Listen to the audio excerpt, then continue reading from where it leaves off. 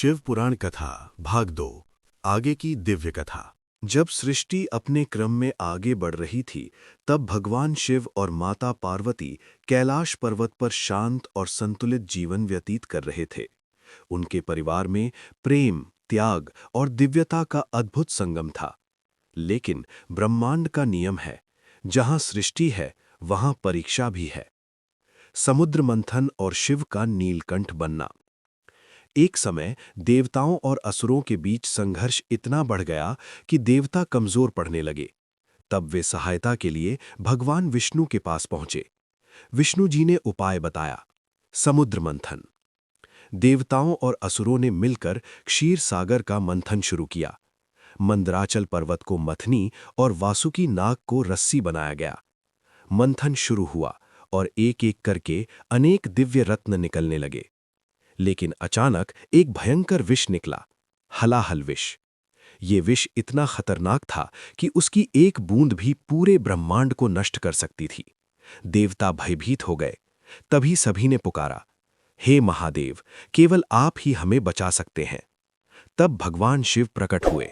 उन्होंने बिना किसी स्वार्थ के उस विष को अपने हाथ में लिया और पी गए।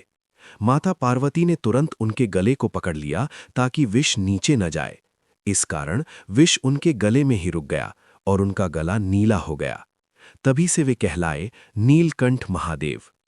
ये घटना सिखाती है, सच्चा महान वही है जो दूसरों के लिए कष्ट सहने को तैयार हो। भस्मासुर की कथा। एक बार एक असुर था, भस्मासुर।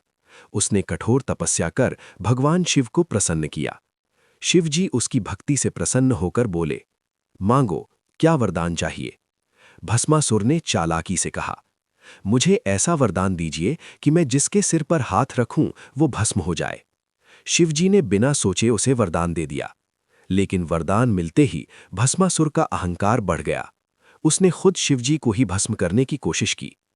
तब संकट गहराने लगा। तभी भगवान विष्णु ने मोहिनी रूप धारण किया।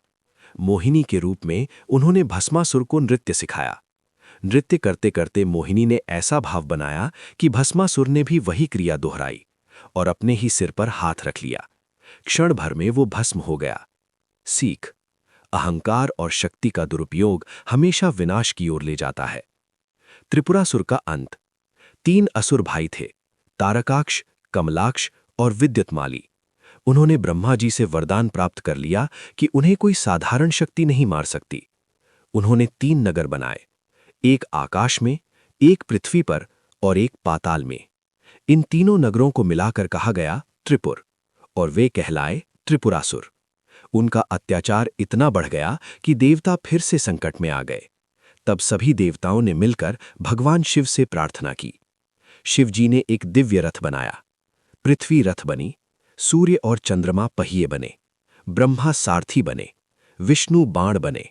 और फिर सही समय पर जब तीनों नगर एक सीध में आए, शिवजी ने एक ही बाण से तीनों नगरों को नष्ट कर दिया। इस प्रकार त्रिपुरासुर का अंत हुआ। ये दर्शाता है, धर्म की रक्षा के लिए सही समय पर सही निर्णय जरूरी होता है। ओम शिव का तांडव और सृष्टि का रहस्य। भगवान शिव का तांडव केवल एक नृत्य नहीं है, ये ब्रह्मांड की गति है। जब वे आनंद तांडव करते हैं तब सृष्टि का विस्तार होता है। जब वे रौद्र तांडव करते हैं तब विनाश होता है। उनके डमरू की ध्वनि से ही संस्कृत के अक्षर उत्पन्न हुए माने जाते हैं। उनका नृत्य ये सिखाता है कि जीवन भी एक लय है, उतार चढ़ाव से भरा हुआ। कैलाश पर्वत शिव जी का निवास स्थान है। ये स्थान रहस्यमय और आध्यात्मिक ऊर्जा से भरा हुआ माना जाता है। कहा जाता है कि यहाँ समय की गति अलग होती है। यहाँ पहुंचकर मनुष्य को आत्मज्ञान की अनुभूति होती है। आज भी लाखों भक्त कैलाश यात्रा करते हैं। शिव के प्रतीकों का गहरा अर्थ। शिव जी के हर रूप में एक गहरा रहस्य छिपा है। सर्प, नाग, भय पर नियंत्रण का प्रतीक।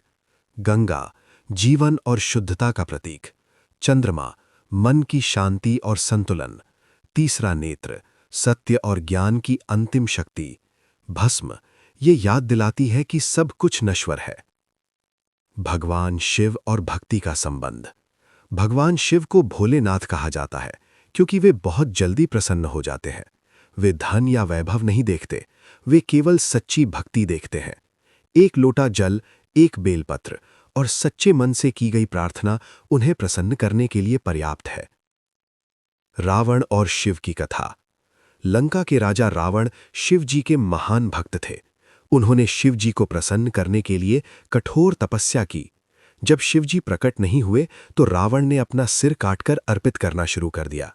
जब वो 10वां सिर काटने वाला था तब शिव जी प्रकट हुए और उसे वरदान दिया।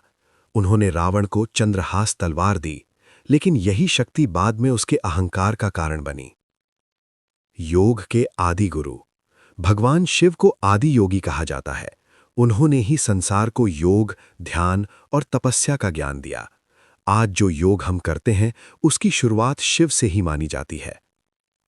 मोक्ष और शिव का मार्ग। शिव पुराण के अनुसार जीवन का अंतिम लक्ष्य है मोक्ष, और मोक्ष का मार्ग है भक्ति, ध्यान, सत्य, त्याग। जो व्यक्ति शिव की सच्ची भक्ति करता है वो जन्म मृत्यु के चक्र से मुक्त हो सकता है। अंतिम संदेश।